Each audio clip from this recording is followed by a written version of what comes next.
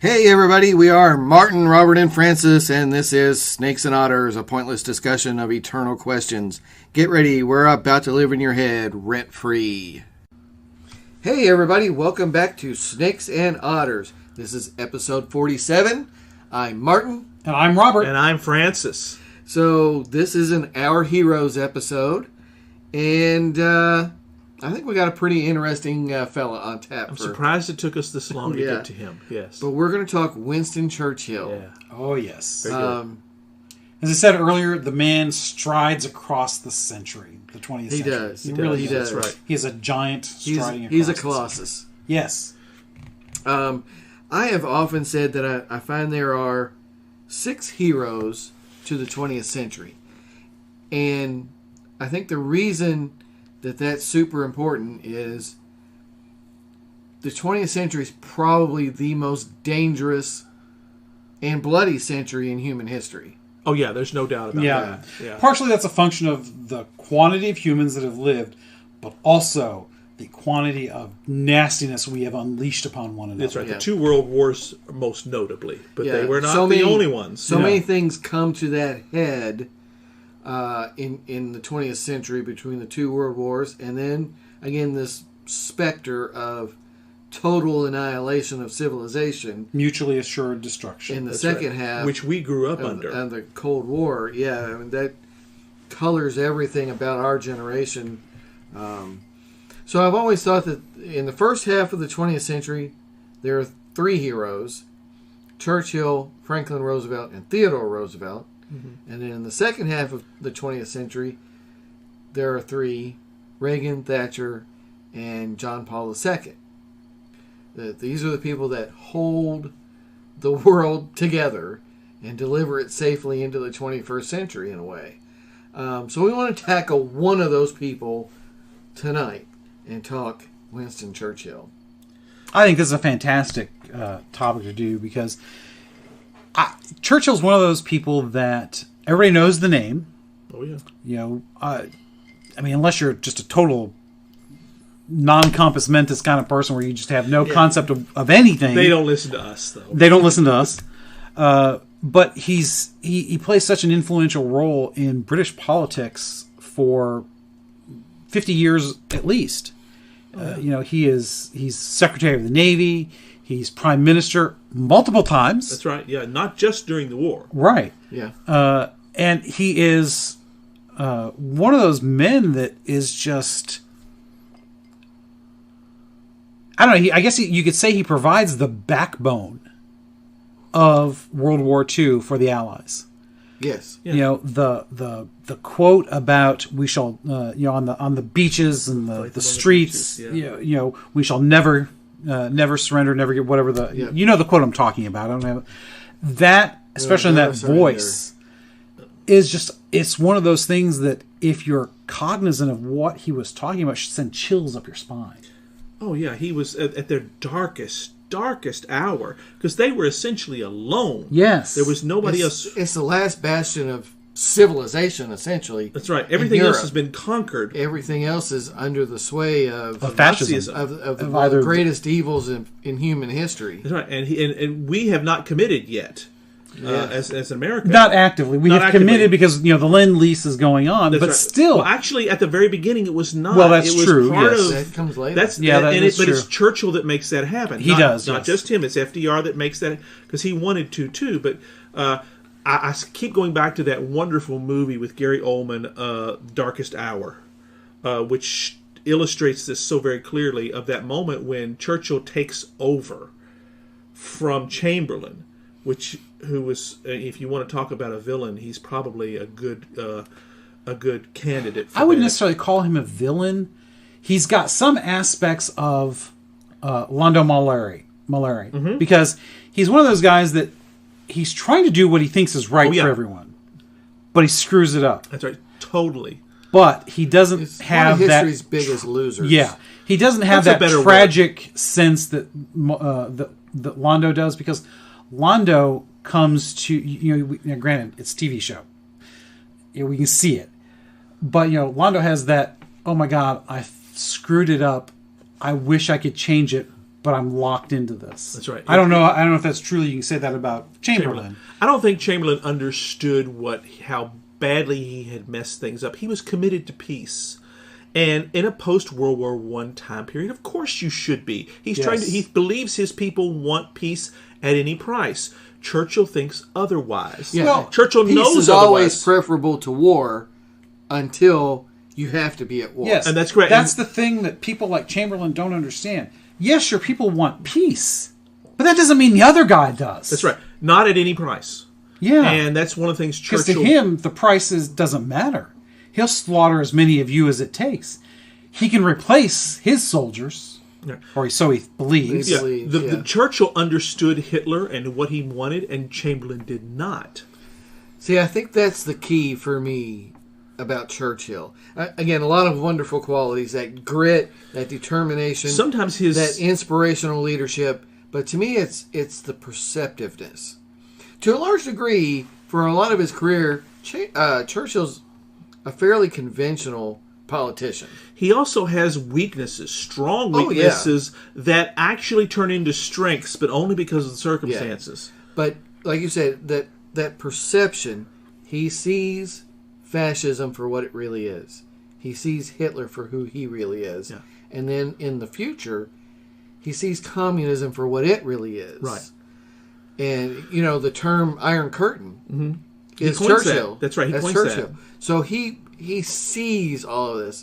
Yes, Stalin is an ally of convenience. Right. But Churchill knows that he's got a tiger by the tail. That's right. He knows he knows where this is going. Yeah, Churchill and Patton probably would have agreed that at some point we think we're going to have to fight these guys. Might as well do it while we got the men here. Now he may not have agreed with the might as well do it while we got the men here, because at that point Britain was weary of war. Right. The entire continent was. What's one of the reasons he understood who the enemy was. He was voted out, at the end of the war, which seems like an awful, very thankless method, but he was... Well, it wasn't so much he was voted out, because he wasn't voted out of office, in a sense he was still a member of Parliament. He lost the prime ministership. That's right. Right, because he was... and during the war, he's actually head of a coalition, government. Really is. His party does not dominate the House of Parliament in such a way where it's just the largest party. Because Chamberlain still has the dominance there. Yeah. And it's only when Churchill comes and the movie Darkest Hour portrays this very well, is he doesn't really have the majority, but he's the one they can all agree on. Right. It's very... And it's not a done deal. Yeah, Chamberlain it was going to go to Halifax. Halifax was one they wanted. Chamberlain actually still holds all the votes. And there's a great moment in that movie where, and you guys remember it, I know, when Chamberlain gives he picks up his handkerchief and wipes his head with it. That was the signal to the other guys in his party to vote for Chamberlain, Churchill. And he doesn't give that at first because he's not sure. And then Churchill makes the speech. Yeah. And all of a sudden he realizes, this guy is the guy we need. Yes, ask the king to send for Churchill. Yeah, so it's a very dramatic thing in real life. It really, it really does happen. The way the movie portrays it, of course, Gary Oldman is amazing, but that was exactly as it was, because didn't necessarily have to go that way. Yeah. So how much because you just had a very important line there, because we forget as Americans how the British system works. Unless there is a clear majority, which almost never happens in a parliamentary system, right? Unlike with Americans, there's almost always a majority of one party or the other.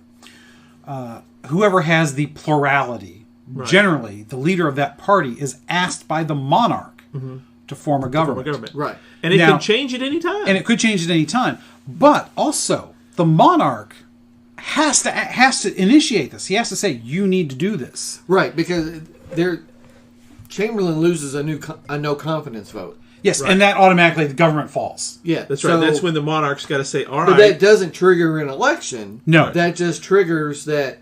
Oh crap! What are we going to do? Because, like you say, the party with the most seats in Parliament has a leader. Mm-hmm. So you're not really running for the premiership. Your party runs. You're the guy that the party has elected to be in charge. That's Chamberlain. He's the premier.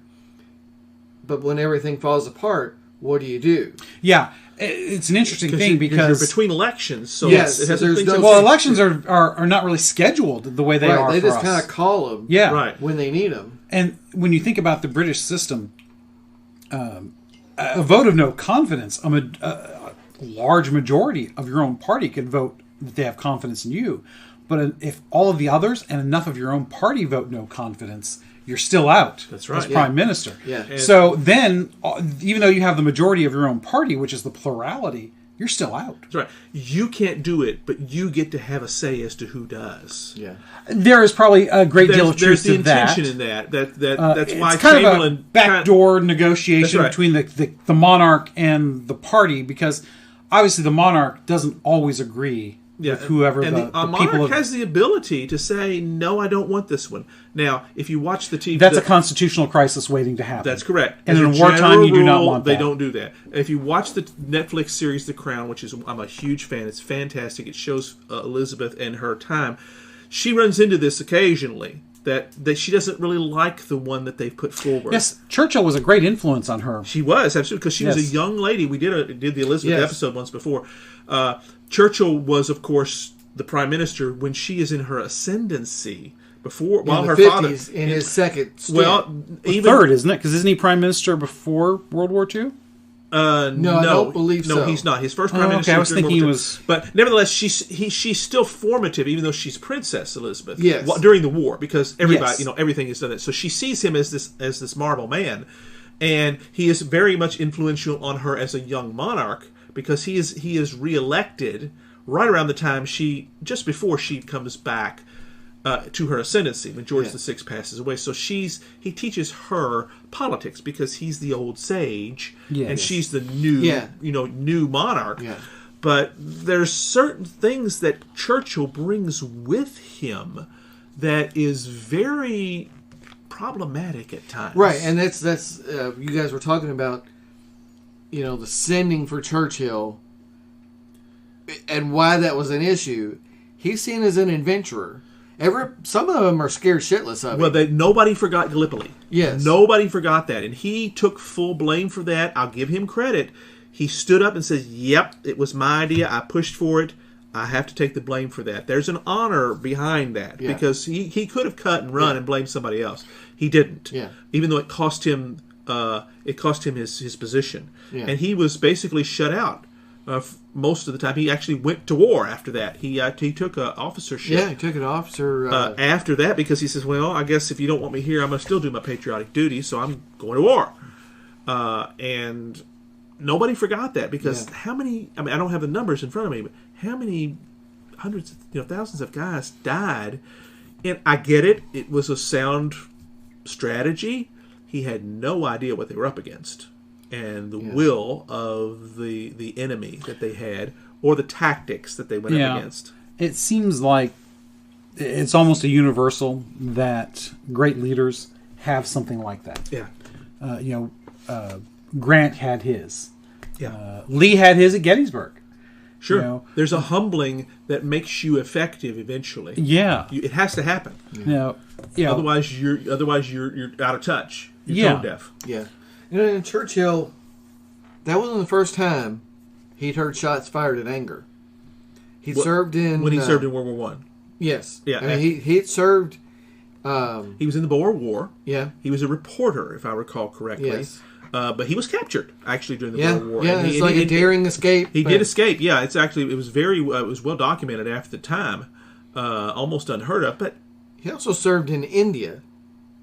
That's right. I had forgotten that. He served in India. any officer of note would have cycled through there, most likely. Yeah. So he has this really unique, varied career. Again, he's a writer, he's a reporter, Right. He's an active military officer. Part of this is who he is and the time that he lives in, though. Yeah, he's a Victorian product of the Victorian era. And there's almost a cursus honorum that you go through. Yeah.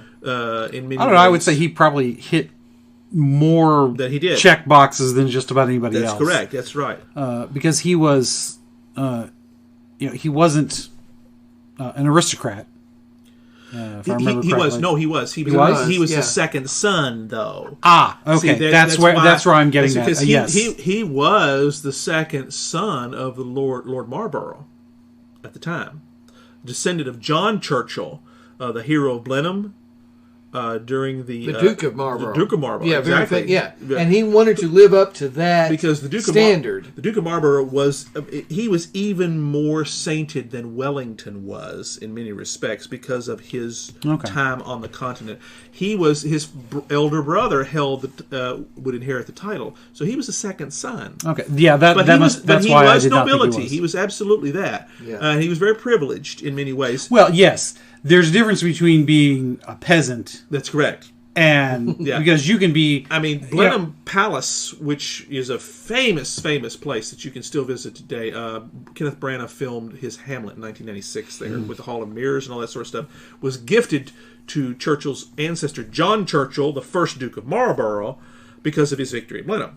So, I mean, it was in many respects, he saved the world, is what was told to him. So, as far as him having all these experiences, probably being the second son, it's in a little way he's straddling both worlds. Because he has a lot of the benefits of nobility. That's right. He has, because of his name, he has an opening to things that the average Joe. That's right. An entry into politics. Or the average Neville doesn't have. And there's an expectation of that too. Yes. But he also has, because he's the second son, he's not bound by duties that the first son would be. Yeah. So he can go off, be a reporter. He can go off and do these adventurous things. And another interesting thing too, his mother is actually an American. Yes, that is one of the great things about him. She's very American. Yeah. She's her own person. Yes, and I understand to a great degree. From I forget what it was that I saw, but there was a great series on Churchill that I caught part of. And there's just a little bit about that I caught. That she was a great influence on him. She was. That's right. That's very, very true. Because he was not.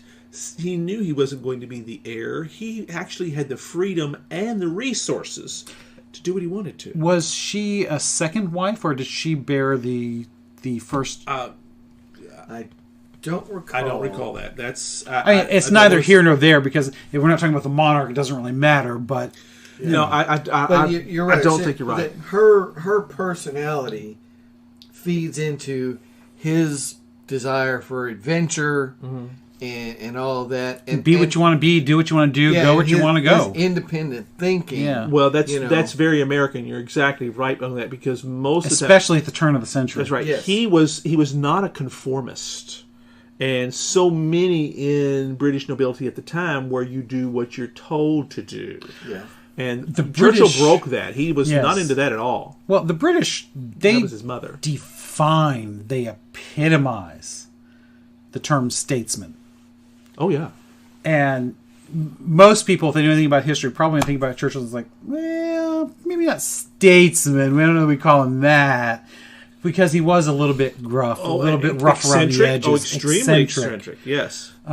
He wasn't, like you said, he had that independent streak, which, being the second son, he's allowed that a little bit more than the first son would be. I want to give a lot of credit to John Lithgow, who I would not have thought may have made a good Churchill in The Crown. But, oh my God, he nails him so well with that. He's American, of course. And he's a fine actor, yes, but wow. He pulls off the eccentricities, but the brilliance of the man. Now, this is post-war, during the time that this series covers. But it's amazing because Churchill in the first season of The Crown is a central figure. Mm-hmm. It figures he has his own episodes through here. They even do a portrait of him, which he burns. Because he didn't like it. He didn't think it was flattering enough. There's an episode about that. It's a fantastic personal exploration of him as an individual, kind of in the winter of his time there. In the second season, I think they actually show where Elizabeth meets him on his deathbed, when he passes away in the early 60s. Mm-hmm. And Churchill he defies categorization. Yeah. He defies the ability to put him into... He's so complicated. He's so his own person. You just cannot pigeonhole him. Yeah. And history has tried. Fortunately, he wrote a lot. He was a hell of an author. Yeah. He wrote a history of the English people, for goodness sakes. Oh yes, that is well It regarded. sits on my bookshelf. It's Yes. a fantastic book. Not to mention his war memoirs and the book, Yep. not just Yep. his memoirs, but his history of the war that he wrote. It is said that the man would sit in the audience at a production of Hamlet. I do not, it wasn't Laurence Olivier, but it was somebody on stage that was unnerved who was playing Hamlet because Churchill is quoting every single line out loud in the front row. It's That would be a little unnerving. Yeah. That's right. And they knew it was him. You know, Yeah. because you know where he's sitting. yeah. And again, it's a fascinating career. Sometimes a conventional politician, sometimes not very well regarded by his Oh, colleagues. he was criticized yes. all Again, over the place. yeah. The Gallipoli, 20s were a time in the wilderness for him. that's Yes, correct. yes. Gallipoli is the obvious one, but that's not the only one. He had his own He opposition. went against the grain lots of times. He was criticized. Visionaries usually do. That's Yeah. right. He was criticized for being an alcoholic. Yes. I'm not sure that's not true.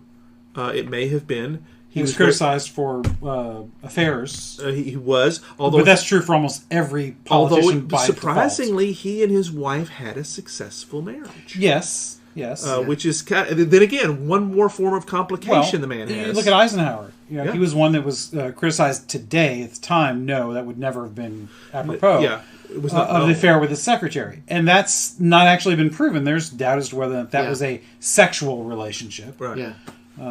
So it's probably almost a Kay default. Summersby. Yes, Kay Summersby. Yes. So there's there's complication. Yeah, he spends a ton of time basically in the political wilderness, but he's in Parliament in the 30s.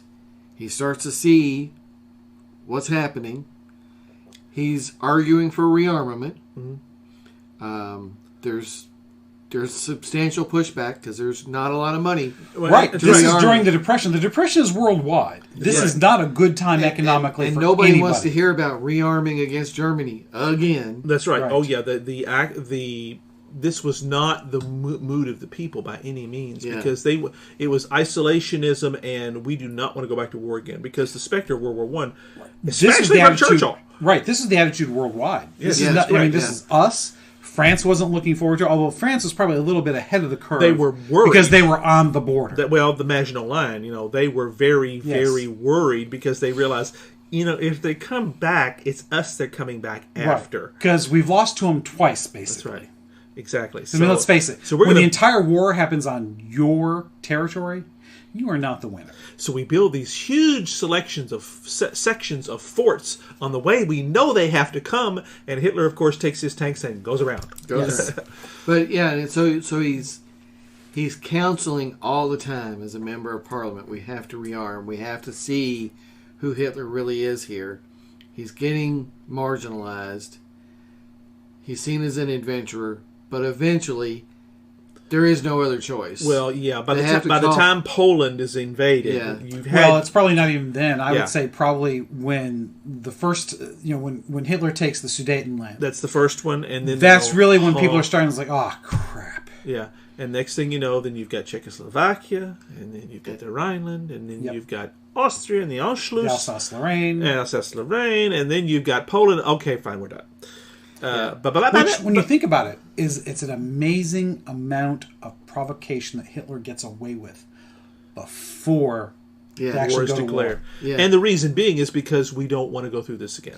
Well, I think part of it. That's a lot of it. I think part of it is also we probably don't understand this as well as Europeans would. I think part of it is just who he went to war against to start with. People didn't care about the Czechs and the Slovakians, the Czechoslovakians. Well, that's right. People didn't care, and really, the country is only 10 years old or 15 right? years old. It's not exactly a made-up country because there is a Czech people and a Slovak people. Right. It's a made-up country in the sense that they've mashed them together. Politically, but then again, but when the Habsburg Empire fractures, you got to do something, Right. And it So was I mean, kinda that where it was So and now Poland is a real. Historically, it's got a history, went to. That's right. and there are particular treaties partially because Poland sits between Russia and Germany, and they're seen as a critical ally. Right. What And there unfortunately was- people don't understand is they are a weak ally. They certainly were. Yes. Because they're kind of made up. They're really they're still young enough governing themselves That's right, to yes. where they have not built up the infrastructure to be able to defend themselves. Yeah. because we're only 20 years Right. after the war. Yeah. And Poland was, certainly a devastated portion of it. So much of the war itself took place during that. How could you possibly imagine? But Poland is big enough. I hate to say this, but it's big enough that it matters. Well, there's a lot to that too. Yes. There is a lot to that too. But it's to a large degree, it is finally Britain under Churchill's pushing Yeah. to set that Picard line. That's right. This far and no farther. Yeah. And Poland was serves the one. as the line. That's right. And then he's, perceptive enough to see, okay, we can't really win this on our own. Well, yeah, because We've you've got got the to whole. draw the Americans in. Well, And we've that's gotta the make a- long-term Well, strategy. certainly by the time you get to Dunkirk, Absolutely. I was Yes. about to go it there. is obvious that Hitler's unstoppable on the continent. Yeah, he has rolled up France in less than 40 days. Yes. I mean, come on. And Spain Churchill was in a against civil war on yeah. its own. Italy's taken care of. The Slavic people in the southeastern Europe, they're a mess, and really they're a non-factor. So other than Russia, which has jointly invaded Poland, and I still say one of Hitler's biggest mistakes was the invasion of Russia. The other biggest mistake was not annihilating the British at Dunkirk like he could have. Yeah. If he'd done either one of those two things, he might have won the war. I wouldn't go that far on Dunkirk. I think it would have taken the British a lot longer to recover, no question. Well, I mean, you think about the number of men that they were able to evacuate. It certainly... And they were blooded men. Now, granted, they were beaten, but you give them time to rest, recoup, and to retrain and rearm. And the propaganda- They are the core of the army. The propaganda victory, the personal victory, Yes. that the British people were galvanized by that rescue, and they realized, bring it on. Welcome to the Yes. Thunderdome, baby. We're on. Yes. Game Yeah. on. We're going after you now. They could have been defeated, morally speaking. If they had Morality. if the Germans had annihilated the armies at Dunkirk, Yeah. then I think it's a very likely possibility or probability that the British would have had to sue for peace. They would have been sidelined from the war entirely. Yeah, that's Doesn't very mean the possible. Germans would have occupied them. Probably. Operation But- Sea Lion was already underway in the planning stages.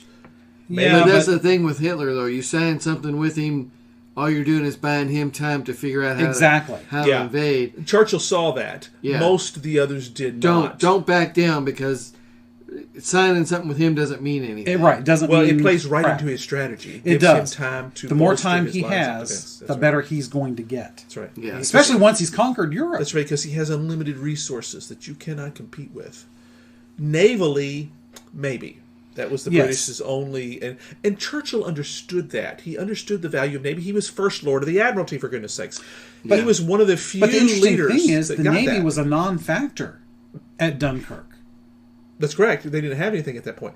Well, Later... they had to have had something, because I mean, you They couldn't did. build the Navy they used in 1 year. They did. That's correct. But it was they couldn't get them there fast enough. That was the problem. The empire itself being so far flung worked in their disadvantage. Well, yes. The question is, how much do they have in the home ports? That's right. Yeah, home By the water, time they were able to work for this, things were very, very different. What you're finding, though, is that Churchill, one of the advantages he has as former First Lord of the Admiralty, he recognizes he's able to come up with help, of course, the entire convoy system, Yes. which enables them. See, he gets the strategic thinking. Yeah. That's one of the reasons he's our hero, is because he doesn't get lost in the details or get, oh my gosh, what are we going to do here? He understood. I think you've nailed that. I think that is the difference. Chamberlain couldn't see beyond the moment. That's correct. Yeah. And Churchill sees the long game. He realizes, I can't get the Americans immediately. I'm going to try. He fails. And honestly, this is the same.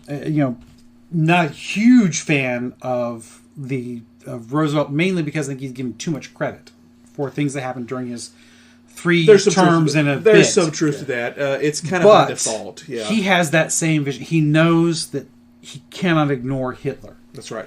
He had to figure out a way to keep us in the war without being in the war.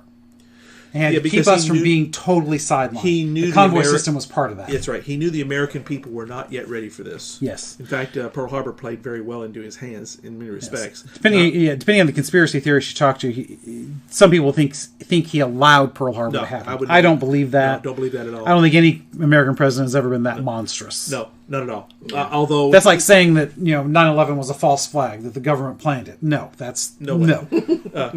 But there is an advantage. Of course, we just lost all the conspiracy theorists that were listening to us. That's okay. That's okay. But yeah, that ability to, and that's what makes a great leader. That's right. Is the ability to see beyond the immediate effects, the immediate problems. Churchill is working 15 chess moves ahead here, and that's what's essential for a strategic thinker. Yes. To talk about, it kind of ties into what we talked about in our Code of Honor episode, a couple of episodes, or last episode. Pardon. And that no plan survives contact with the enemy. Part of that means you must have multiple plans. You got to have contingencies. That's, I think, what he was really good at. That's correct, because he tried to get Franklin Roosevelt on board immediately, and Roosevelt was, well, we don't have the will here. We're not there yet. But, that's why the whole Lend-Lease thing comes about. That movie, The Darkest Hour, which I still keep going back to because, God, it is so good. You have that conversation on the phone between Churchill and Roosevelt. And he said, well, if you can get to the Canadian border, we can push something over the border for you. I'm thinking, really? That's where we're at here? You want to talk about being on your own. But America, it's hard for us to understand because we have grown up in a time when America was only a globalist. Oh, absolutely. And we don't understand the concept of NATO. Isolationism. Yes. Which was absolutely rampant when at you the time. think about how deep the Depression was, right, and the amount of unemployment and suffering, which, depending on your opinion, may or may not have been prolonged by his policies. I think it was. It was World War II that ended the Depression. Yeah, that's pretty much universally believed, yes. And when you think about how inwardly turned we were, we didn't have the energy, the ability, the will to care about anybody else, because we were suffering that for all badly. the right reasons. I mean, I don't want to blame us too hard. For No. I don't either. But the fact that Churchill could, I don't want to say maneuver Roosevelt into it, because I don't think that's the case. No, it was not. They were very much, I think, in sync. He played the game as the cards were laid out. They both did. He knew the chess moves, and they could. They played what they could when they could, knowing that eventually we will win this if we stay the course. Yes. Yeah. Yes. And that means that we're by ourselves. And again, for a while. you're right. Talking about Churchill being ahead of the moves, he's ahead of the moves when it comes time to talk about the post-war settlements. Yeah. He's ahead of the moves, trying to keep Stalin out of Poland. Yeah, he's kind of powerless. It doesn't work out. That's right. He doesn't always win. He doesn't always win, but he sees the moves. He knows what's going on. Right.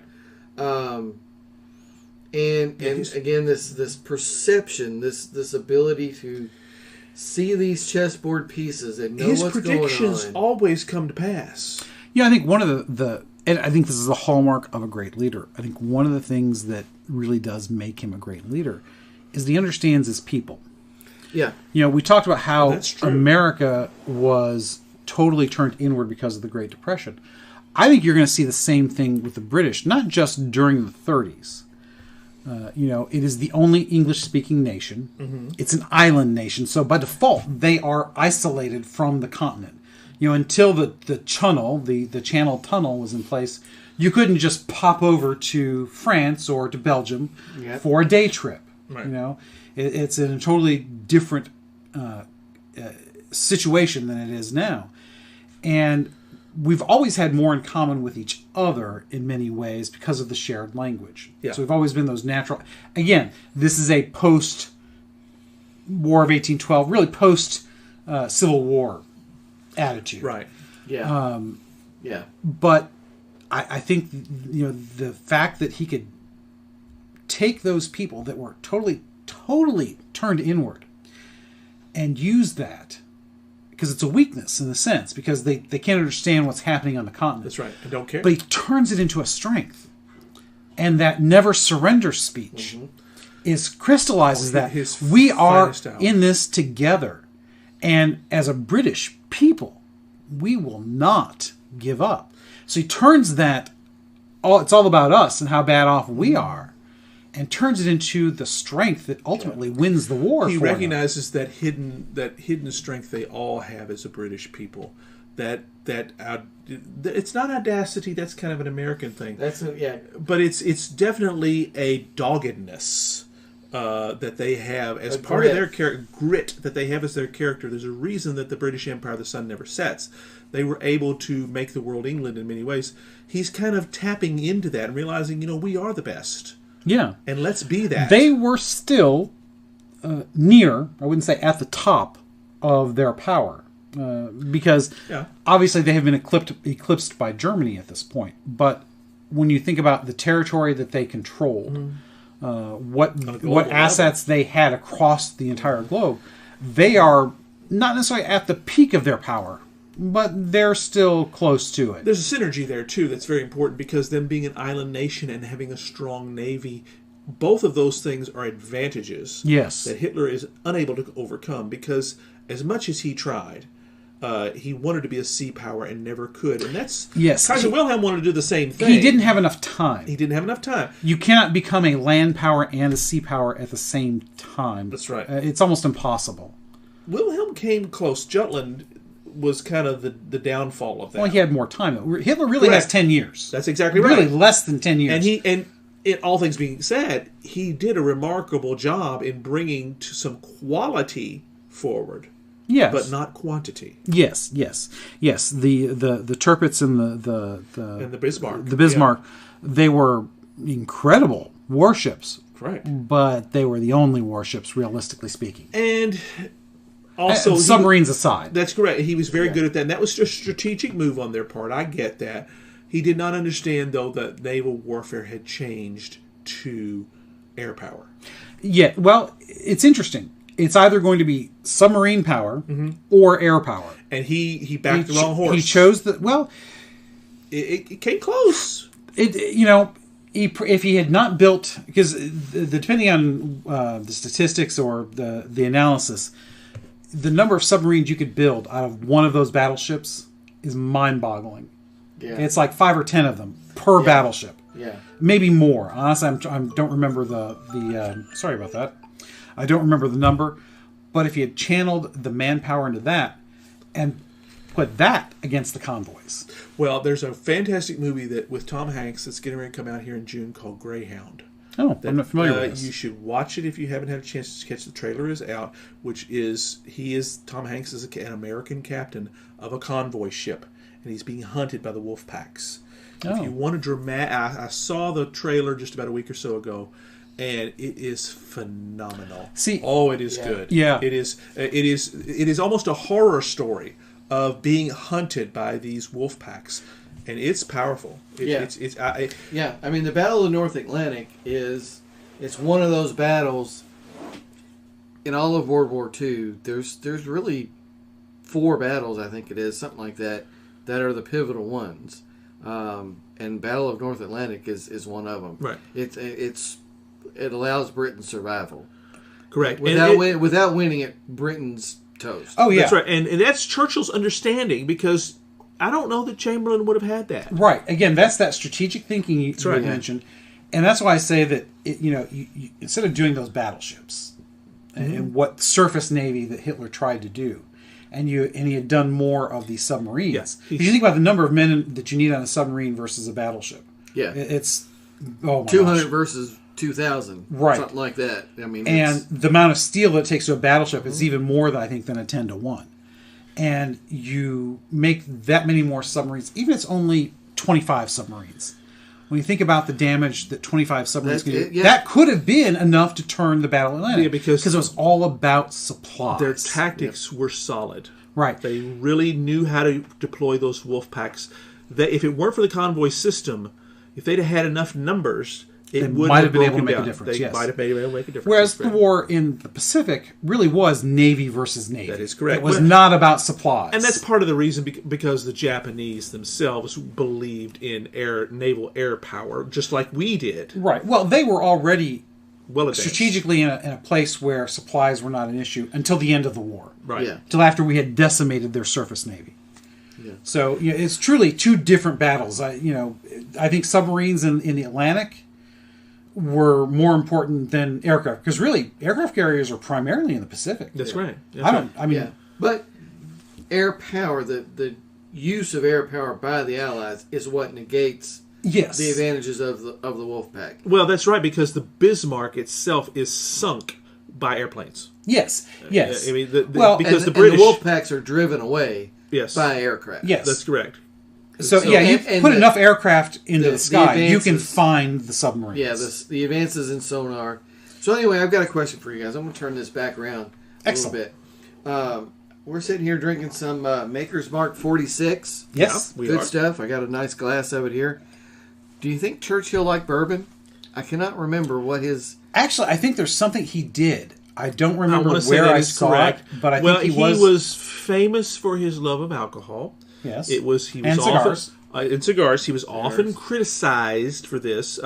If you remember the movie The Battle of Britain, one of my favorite movies, and I'm sure one of your all's favorite movies, he's accused early on.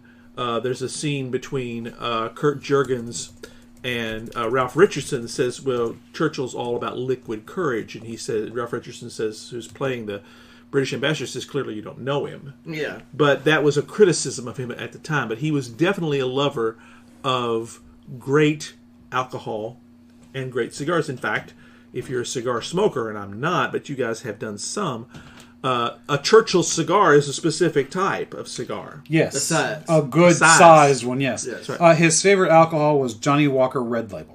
Scotch. So he's a Yes. Scotch He's a guy. Scotchman. That's right. Which, probably in the 1930s and 40s, 20s, 30s, bourbon was not easily come by.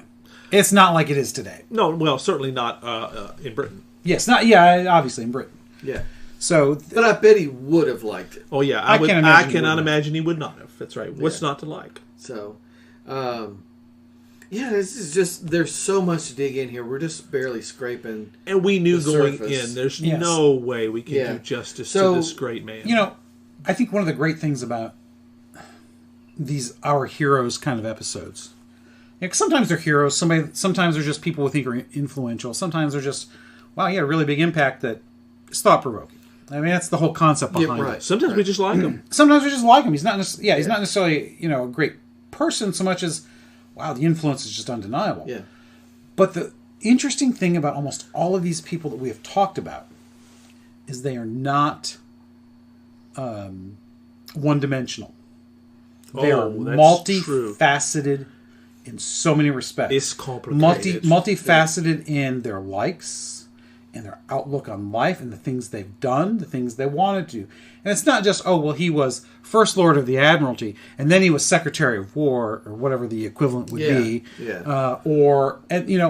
He did multiple things. He was truly, like many of these people that we have chosen have been, Renaissance in the sense that they were into everything. Yeah. That they weren't, it's kind of a put down, the jack of all trades but master of none.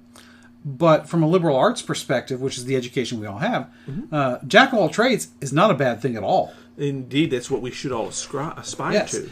I personally, I believe that jack of all trades and master of one should be the approach that we take, because there is nothing quite like mastering a skill, whether it be an intellectual pursuit or a physical pursuit, whether it's something you do with your hands, something you do at your job or whatever, or something you are good at, whether it be writing, being a philosopher, whatever. I think the ability to master something is truly the hallmark of a great man or woman. But Interesting. you have to marry that with, I think, jack of all trades. Or Jane of all trades, not to be sexist. Right. Because, or would that be Jill? Jack and Jill? Yeah. Because I think that shows the ability to think outside the box. I think it shows the ability to be flexible, to change and adapt. Vision. Yes, to have a vision, but have a vision that is broad. Right. You can have a narrow vision. I suppose that's true, yeah. But a broad vision that a is... true applicable vision for so many. That's one thing Churchill had that was undeniable. Yeah.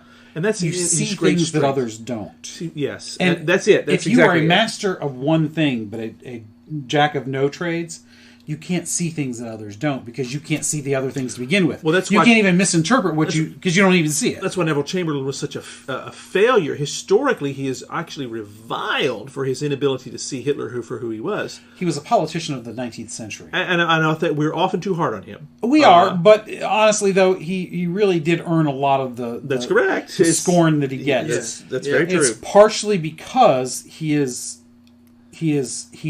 unable to adapt to the modern world. He is unadaptable.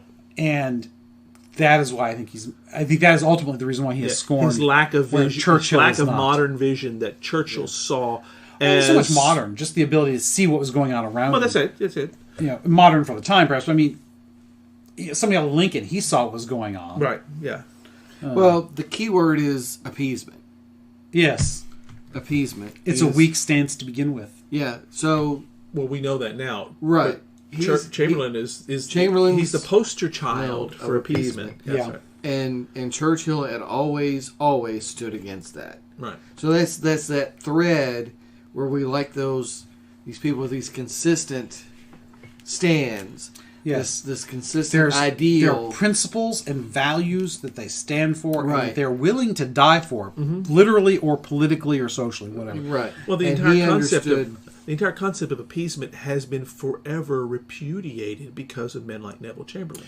But you know it's not. Well, because of Churchill. Well, that's correct. Churchill That's standing against it. Chamberlain and Churchill. That's correct. Chamberlain providing the don't do this, Churchill providing the no, do this. Yeah, you can't really separate them, which is ironic. Because I think that the lessons that Churchill displays, the things that we learn from Churchill are only possible because of the failings of Chamberlain. Yeah. That's correct. Because there has to be a stark contrast. There's a contrast. There's a dichotomy there that's it's like, clearly delineated. Light is not just the absence of darkness; it's the contrast. Right. Darkness is not just the absence of light; it's the contrast. I find that concept there, when we talk about all six of these people that I mentioned at the beginning, that's a common thing that threads through all of them. Yes. We stand against appeasement.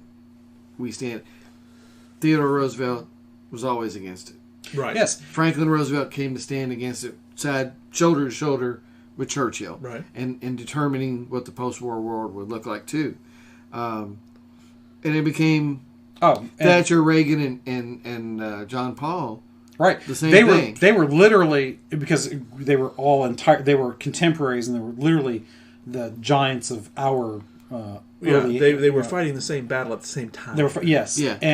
And they were fighting the same fight on different fronts, but for the same reasons. Yeah, because men and women of goodwill must confront evil. That's the lesson that Chamberlain and real evil. Real evil. Yeah, not just they're my political foe so they're the devil, but true evil. Yeah, we've talked about that a lot. Yeah. That's not quite the same thing. And and being able to see that and make that discernment, and then stand against it. Right. Stand against appeasing that. That's right. What you are doing is wrong, and we oppose it. Yes, and being brave enough to say it. That's Churchill. That's Churchill. Somebody like Churchill, like all of the six that you mentioned, really go to the. I think the fundamental reason why we do these podcasts, why we've always gotten together to talk about things, issues, and that is that what is true now is always true. It must be. It must be. Because truth is truth. That's correct. It must be. If truth is malleable, it's not truth. That's correct. It's something else. Perception. Yeah. If truth is perception, then perception is... Then truth is meaningless. It's like those who say that I can't legislate my morality upon you. It's like, well, all legislation is legislating morality. That's the whole point. That's exactly it's to define the rules of conduct. That's right. It's just you just don't like the particular rules that somebody wants to impose. And that goes both ways. Yes. Left and right. And that's what all six of these people have in common. The ability to see, I think, at least on the areas that they influence, that this is true and good, and you have to support this and to oppose whatever would destroy it. That's right. And it just so happened all of them had that particular event, moment, organization that they were able to clearly see as this is not in line with that. Now, Roosevelt probably is the least... Teddy, you're talking about. Yeah, Teddy, sorry. Right. The least engaged in that kind of thing. Well, he is, but it's not global. Well, yes. So Teddy is one of those interesting guys, not to digress from Churchill, but just to kind of put some things into context. Teddy is a Republican, but we would not consider him a conservative by today's standards. He was a trust buster. Yeah. He was very much into conservation. Yeah. But he was also, we would call him very much a Second Amendment kind of guy. Yeah. He liked to hunt big game. Honestly, he's probably one of the best examples of taking the best of all sides of the political spectrum. Yeah, he's not afraid to do there is either. nothing wrong with conserving natural resources and natural landmarks and wonders that should be available to all. Now, the only question is, how far do you take that? Yeah. Do you take basically all of the clean coal land in the West and nationalize that so it can never be mined, and therefore the Chinese have their own monopoly on that, as Clinton did, because Clinton got a lot of money. Now, whether or not from the Chinese, whether or not that's actually a worthy argument to make, I don't know. But there's a lot of coincidences there. There's a lot of coincidences. A lot of coincidences there. But he was there at the beginning of that kind of movement. He saw that need. The national park system that we have is largely due to Teddy Roosevelt. It wouldn't exist otherwise. The laws against trusts and monopolies that we have are almost entirely based upon what he saw. Now, I think honestly, he would look at some of the industries today, and he'd think, "Did you guys not? You don't remember this law we passed?" Well, there's some truth to that. Break up Disney. Break up. I talked about that in another episode. Break up Disney. Break up Monsanto. Break up Kraft. All the different food conglomerates. Yeah. Archer Daniels Midland. Yeah, Archer Daniels Midland. Oh my God, he would look at some of this stuff. Standard Oil is Standard Oil again in all but name. Well, they just didn't give it the same name. But all the components that it was broken up into are now part of the same company. Non-regulated business tends towards monopolies. That's something he would agree with. Not everyone does. But I think there's some truth to the fact that it's kind of the proof is in the pudding. You see that over time. Yes, I think one of the truths that he saw that not everybody sees in the same way today, on both sides. One side will take one extreme, and the other side will take the other extreme. But he saw that to have a well-ordered society and economy, you have to have a set of rules that everybody works under, and you cannot let one or a small group become too powerful, because that is entirely un-American. It's an oligarchy. It's an oligarchy. Yeah. And when you let that happen, the people, the little guy, they're the ones who are hurt. That's right. The consumer, and realistically, if there's anything that the government is supposed to do, is promote the general welfare. Well, what does that mean? Yeah. Make sure the little guy's not shit upon all the time. That's correct. Yeah. That's a crude way to put it, but it's accurate. There's a lot of truth in that. Now, how we try and make sure that happens, everybody argues about today, but essentially, everybody should be able to agree on that. Should be arguing that point. Yes, it's that the only little a guy, matter of semantics. And realistically, when you look at the Trump kind of people, the Hillary kind of people, the Bernie and Elizabeth Warren kind of people, extreme socialists, extreme Trump supporters, both of Trump came to power based on a populist movement of people feeling like they weren't being heard, that they didn't have a voice in anything anymore. That's true. Yeah. And that's what Occupy Wall Street was. Sure. So it's the same dance, different tune. It's same dance, different tune, different dance partners. That's right.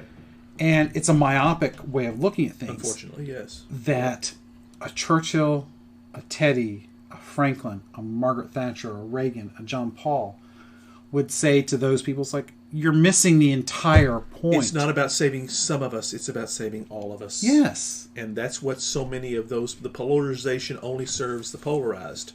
And that the entire point should be, how do we save all of us? Yes. And nobody's having that conversation. Churchill understood that he could only save Britain by saving Europe. That's right.